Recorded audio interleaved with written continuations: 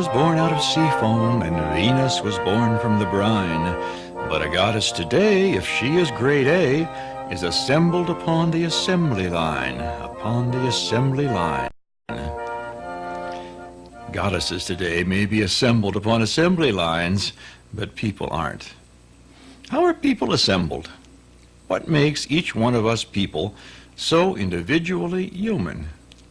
What makes each one of us so alike and yet so different from every other human being who has ever lived? One kind of answer to this question would be to go back and see how a person gets his start in the adventure we call life. If we do this, we find that you get your start pretty much the same way a fish or a frog or an elephant gets its start, from a single cell, a fertilized egg cell. These happen to be salmon eggs. Each orange globe there has been formed from the combination of a single-celled sperm from the male salmon and a single-celled egg from the female salmon. Given time and the right environment, each egg will grow and turn into a small fish. Here are some fertilized eggs of an insect, enclosed in a kind of shell and laid on the underside of a leaf. You too started your life as a fertilized egg. You had better protection and less company. Here is what you would have looked like at age 1 minute. 1 minute after you were conceived from a combination of your father's sperm cell and your mother's egg cell. Under a microscope, this is it. You could hardly be seen at all with the naked eye. One cell, you. How is that tiny little blob of a microscopic speck going to find its way into becoming a full-fledged human being? Well, here's how. It starts to divide in a few hours. Now you're 2 cells. 2 cells that stick together. Then the 2 divide again, and you are 4. 4 that stick together. And the 4 become 8. The 8, 16. The 16, 32, 64, 128, 256. At this very early age, notice the hundreds of cells are all pretty much looking alike. They're alive, but at this state, impossible to tell whether they will turn into a human being or into a fish being. Before a month goes by, however, look how you would look. As the number of cells coming from that first fertilized egg gets into the thousands and millions and billions, a fantastically remarkable thing happens. Cells begin to specialize. In order to carry out different jobs, different kinds of cells form. And these different kinds of cells group themselves together in different kinds of ways. Now you have the beginnings of eyes and ears, of brains and hearts, of skin and hair. And not just any eyes and ears and brains and hearts and skin and hair, but very unique eyes and ears and brains and hearts and skin and hair. Your eyes, your ears, your brain and heart and skin and hair. And finally, wonder of wonders, all of these cells end up a unique human being, built not out of plaster and paint and glue, but out of billions on billions of individual cell building blocks, all working together to make a person the likes of which the world has never before seen and will never see again. So the next time you walk in a large crowd, think of that. We are all, each one of us, so alike as human beings, and yet so very different as individuals. But then so is each horse, a unique individual horse. Each cow, a unique individual cow. Each dinosaur was a unique individual dinosaur. Each tree, each flower, each humble weed, a unique tree, flower, and weed. And in every case, they get their individual start from a fertilized egg cell. Let's look a little more closely now at individual cells and cell parts. For, yes, cells are themselves complicated things that have many parts. Suppose, for instance, you looked at some of the cells making up a tree trunk under a microscope. These rings are made of many cells organized together like little bricks. And for you to take some of the special xylem cells that conduct water up from the roots to the leaves, and you looked at them still closer under a high-powered microscope and with some special staining dye, you might see this. This is an actual photograph of a strange new world. Structures within structures, and the more you magnify, the more wonders you find. Take one of your bones. Take a microscopic slice and you would see cells again.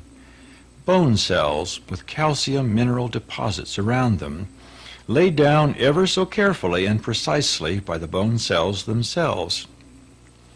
Scrape a little tissue from the inside of your mouth. You would see cells like this, lining cells that look like they're floating here in a starry ocean.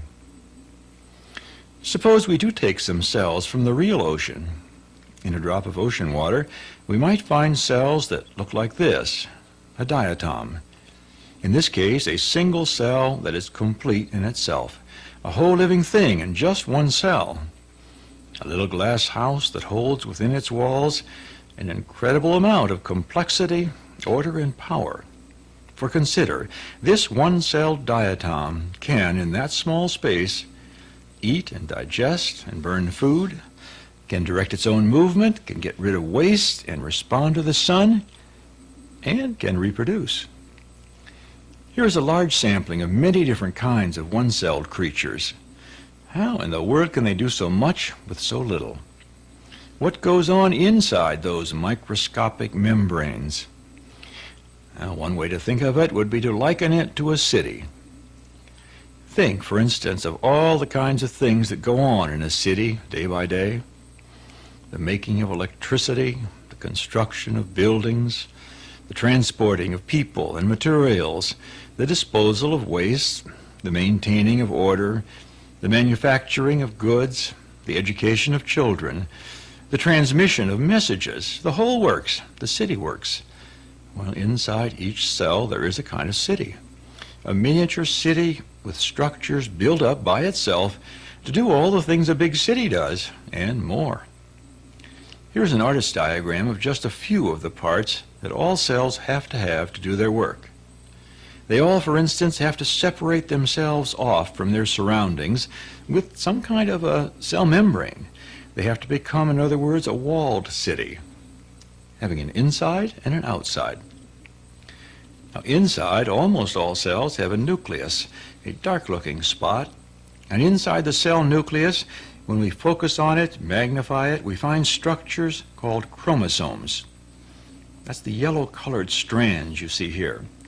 We might liken the chromosomes to the mayor, the city hall, and the police chief and jail, all rolled into one. And when we magnify the chromosomes still more, using special X-ray techniques, we find that the most essential part of the chromosomes are large molecules that look like this. Biologists call these spiraling molecules DNA, deoxyribonucleic acid. DNA, we know today, is the master life molecule, the molecule that has in its spiraling atoms the information that is needed to make a tree, and to make you. When a cell divides, something must tell it how to do it. And, with no mistakes, please, that something seems to be in the spaghetti-like chromosomes with their powerful DNA strands. Besides reproducing, the cell must stay alive, of course. No easy job. This means, for one thing, that certain materials must be constantly brought through that cell membrane, and other materials must be sent out. It means that these incoming materials must be disassembled, then rearranged into life molecules. It means that some of these molecules must be burned to provide energy to stay alive. It means that ceaseless organized activity must go on every moment of every day of every life. To appreciate this better, try this. Imagine a city you know. Reduce it to cell size and fit it inside a wall. Now imagine all the activities that go on in the city going on inside that cell.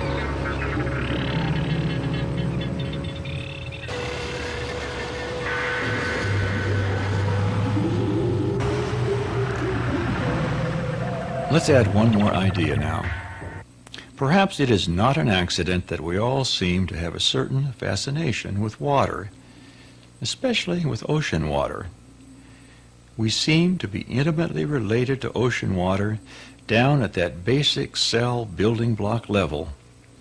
For inside each cell in our bodies, we have not only a miniature city, we have a very wet city, a city under ocean water. It was only a very short time ago, as the universe counts time, that one of its small spaceships, planet Earth, somehow got caught up in an interesting new idea called life. Spaceship Earth had been circling a medium-sized star out near the edge of the Milky Way galaxy for a long time before that new life idea was to come along and take hold and eventually to dramatically transform the small spaceship itself. Out of the most common things, air, water, and rocks, life began. And from these most common beginnings, life in cells seemed to be the way to go. Get together the right ingredients, surround them with a wall or a membrane, bring inside salty ocean water, and start living. It wasn't that simple, of course, but it did happen, and today, a few billion years later, every last cell of every last living thing that has ever lived, is living now, or will ever live in the future, gives testimony to the power of that architecture. For in a very real sense, every last cell of every last living thing has descended in a direct line of succession from those first cells in the ancient ocean. And our cells, too, like those ancient ocean cells, are able to stay alive by keeping an ocean inside, by bottling up, so to speak, and building our own unique watery cities inside. Watery cities whose ancient salty ocean water you're able to taste every time you cut your finger or shed a tear. So when you see a bird soaring into the air, give a thought to the billions of watery cities inside that bird that are its ocean-bathed cells. And when you have that thought, save a little of the wonder for yourself, for the ocean inside you, an ocean that is special only to you.